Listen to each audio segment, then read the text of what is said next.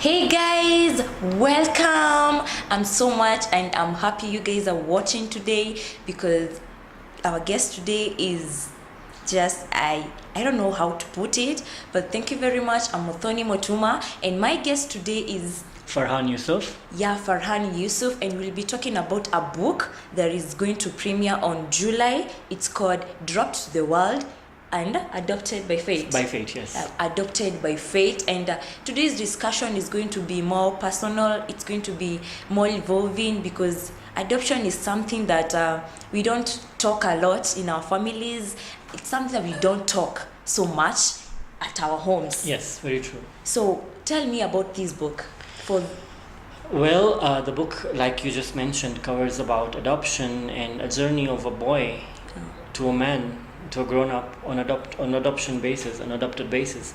And basically the aim of writing this book was to create awareness in the society about adoption because, like again, you just mentioned that it's something that we don't like talking to people about.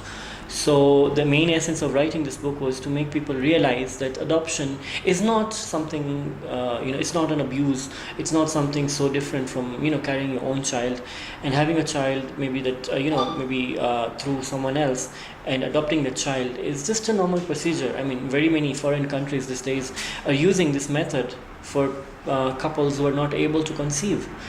But again, some countries or some families or some people in the society are not able to accept this fact that your family or your so and so relative or your so and so cousin wants to adopt a child, but you do not know maybe the reason behind it. So my book basically speaks about a journey, and again, adoption should not be a way to tell you that you cannot do something as an adopted child. It should not make you feel unwanted. It should not make you feel left out. And you should not use adoption, the tag adoption or adopted, to actually, have self-pity on yourself. Adoption or, this tag in itself should be basically a way to empower people. Like I keep telling everyone, and the various sets of people I've met in life and various interviews that I've gone through, that use your weaknesses and use the incidents in your life to empower other people. Don't use them to get self-pity. I mean, we all have a story in life. I'm sure you have a story in life, you have a background in life. We all have backgrounds, we all have stories. But how you utilize it, how you empower the people today is what actually defines you, So you have said that this is a story of a boy who grew up to be a man, and in our case, is that boy you? And if it's you, so tell me, how was it growing up being an adopted kid? Did you ever feel left out in the family where you adopted? Not really. I would say that I was a prince in my house, but again, being that prince was just limited into the house. I had a difficult time. I really had a difficult time with the society and the families, my close families and relatives, because I remember, my mom was my father had two wives, so both my mothers were very possessive because having me was a blessing in disguise, and they didn't want me to, interact with anyone who would psychologically damage me. Unfortunately, that happened at one point, and we could not help it and we could not control it, and that's maybe because it was meant to happen. There are things you cannot control, so you have to learn how to accept and move on. So I will remember going to this event once and with my mother, and a relative just passed by and says, "Oh, hi, is this the child that you actually brought from such and such a place?" And my mom was all frowned and she was like, "Oh my God, what am I going to say?" Yeah. And I still also remember whereby I had an argument with a friend in school in primary, and he told me that you were actually picked from somewhere, and I went crying. That was actually the first time when I got to know. Yeah. So I went crying to my mom, and my mom was all like, the next thing she did was jumped out of the car and started looking for the the boy's mother. Yeah. And I never understood at one point why this was happening, but then slowly by slowly, when I got to know the reality, I realized why she was behaving like this. And it's absolutely normal. Yeah, you got adopted to a very good family. Yes. And that was awesome. But there are some kids that do not get the opportunity to be adopted in very good families, but may have a chance to watch these. What can you tell them? How can you communicate to them? How can you reach out to them so that they do not feel left out? Well, like I just said, use your experiences to empower other people. Once you start lifting other people, God will lift you. And yes, there are families where you might find children who are adopted and are not spending a very pleasant time. But again, I feel that that needs counseling. And maybe it is the responsibility of the society, of the adoption centers, to make sure and ensure that when they are going through the adoption procedure, the process, it also has to include counseling, both for the families who are adopting, who are giving out, or even for the child. In most cases, you will find internal adoption taking place, whereby maybe my sister does not have a child and I give her my child because she did not have kids for a long period of time. But then there's no legal agreement in that. I would still insist, and I keep insisting, and I keep telling everyone who wants to adopt, who is adopted, that please, when you're adopting a child, please inform that child the reality.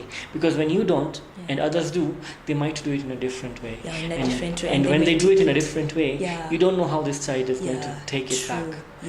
So, like right now, you are adopted, you have gone through school. Right. Now you are telling your story to people. Yes. Do you ever feel like it's like, someone talking about adoption and you're like, okay, now what are they going to think about me? I was adopted. Oh, I am very proud.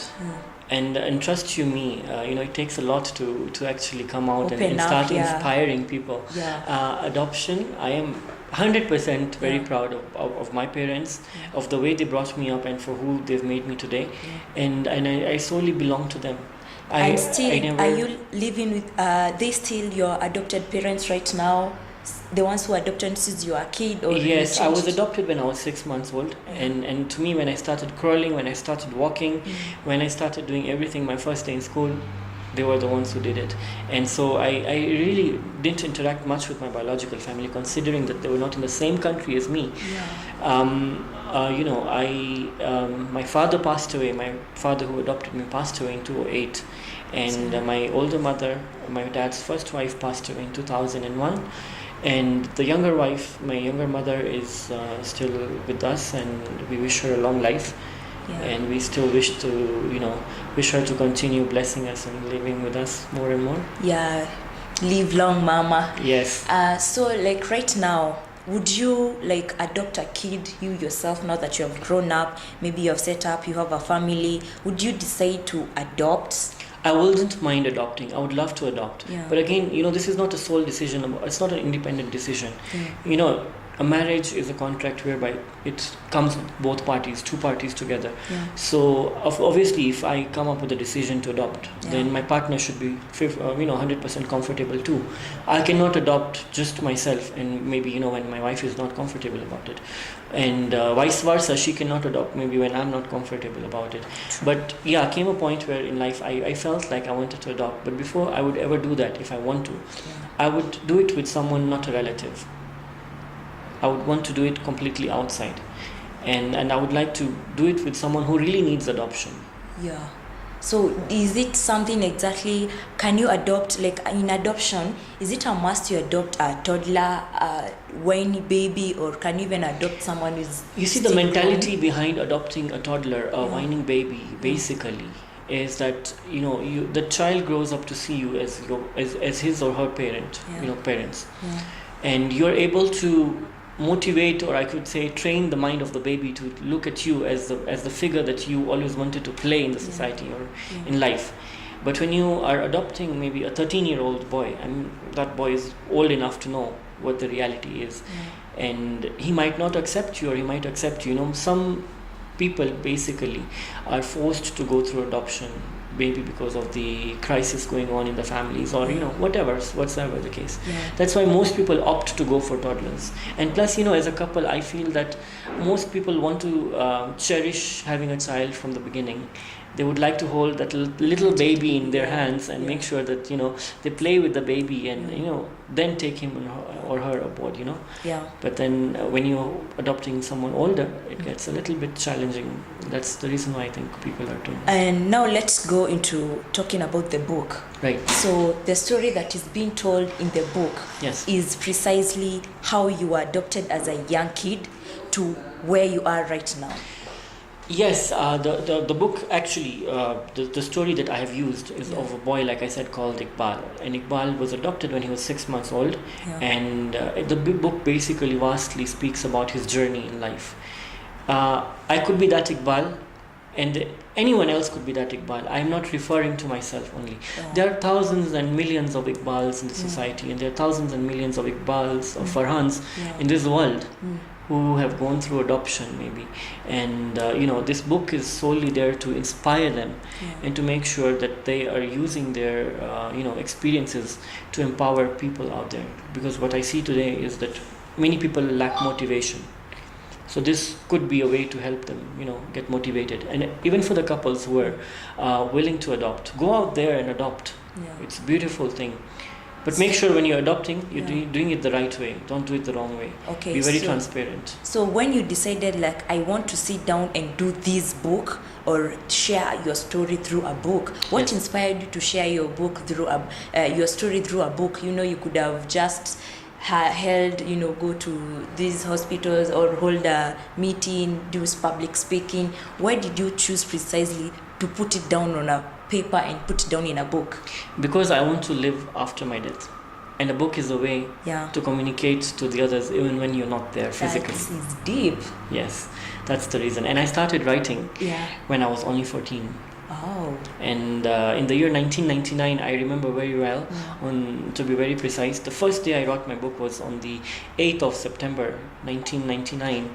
And on the 9th of September, I lost a very close friend by the name Eva in Kitale. And she was like my godmother.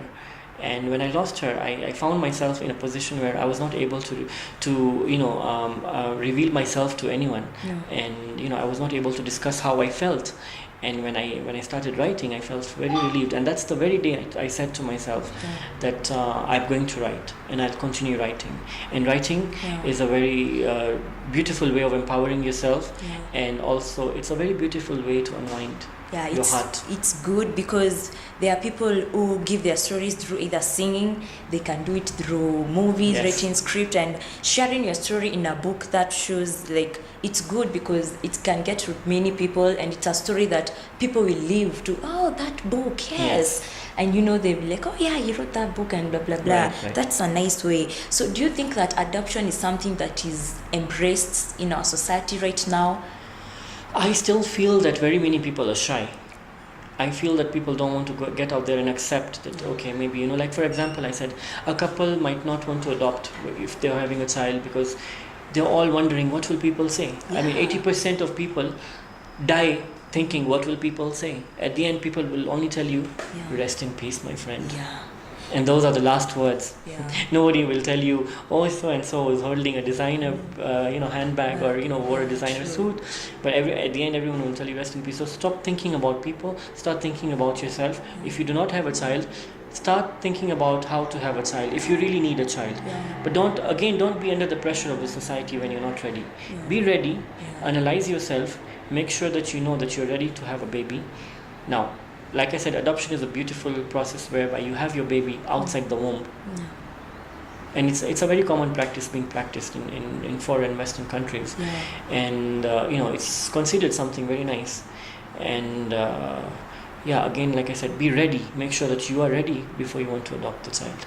And once you're adopting the child, make sure you're using the corrective measures, the legal way, so that tomorrow nobody points a finger at you.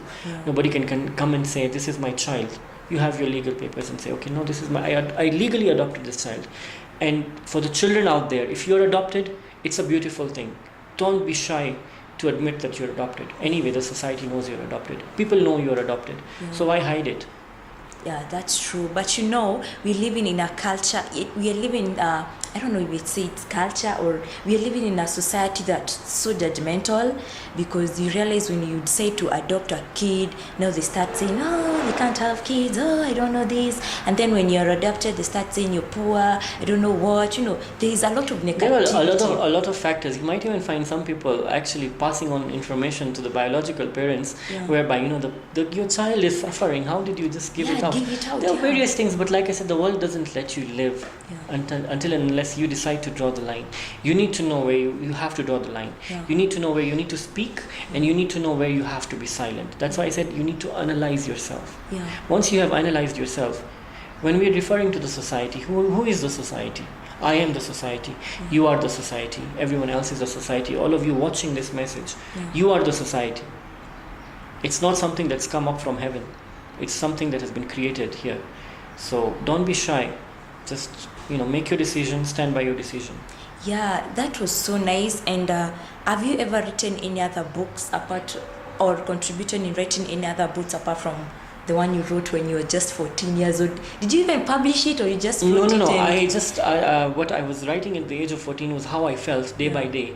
And I am still writing. I haven't stopped writing. I'm still writing. I have a bunch of diaries in my house. Why haven't you published them And yet? that is what those are a few of my experiences that I have used to write this book, to do this book. And those are the few experiences that I've collected in 1 to 3 diaries of mine, and put them together and done this book. And that's nice, because you're talking about your life experiences and how you're using them to write books. So it's nice for young people and for people outside there. If you're going through something, you can just put it down on paper, not being so glum and you would be sure that the book is not going to go and speak about you outside there. Not unless someone reads it, that's a different case. But you should be responsible enough to keep it under your privacy. But then you're sure that whatever you've written is between you and the paper and the pen.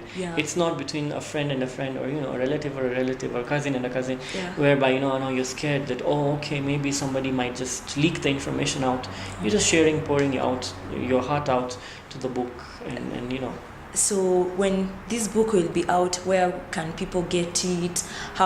When will it be premiered? The date? How will people get it? So the date is ready.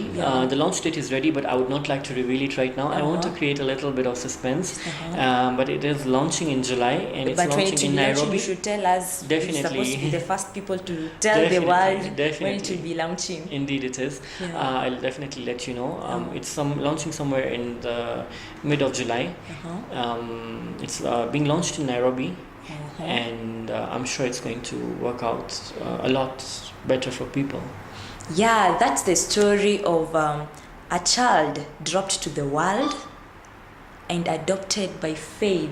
I mean, that title only catches you. It makes you want to read that book. So all of you should save the date, because July will be on him to give us the date, because we have to read that book and learn more and hear the story. And he has talked to us about March, how he was adopted since he was a baby, and now he has grown up and is telling his story to people. It also shows us that we should tell story to people. You should inspire people, because you don't know when you would be the change. Be the change. When you talk about change, when I talk about change to you, what am I doing to change myself, or am I the change? Begin it with yourself first, then expect other people to change. Thank you very much, Farhan Yusuf, You're for welcome. that nice and encouraging story of toddlers, and we'll be waiting to read that book for viewers. Definitely. Thank you very much. It's a pleasure. Bye.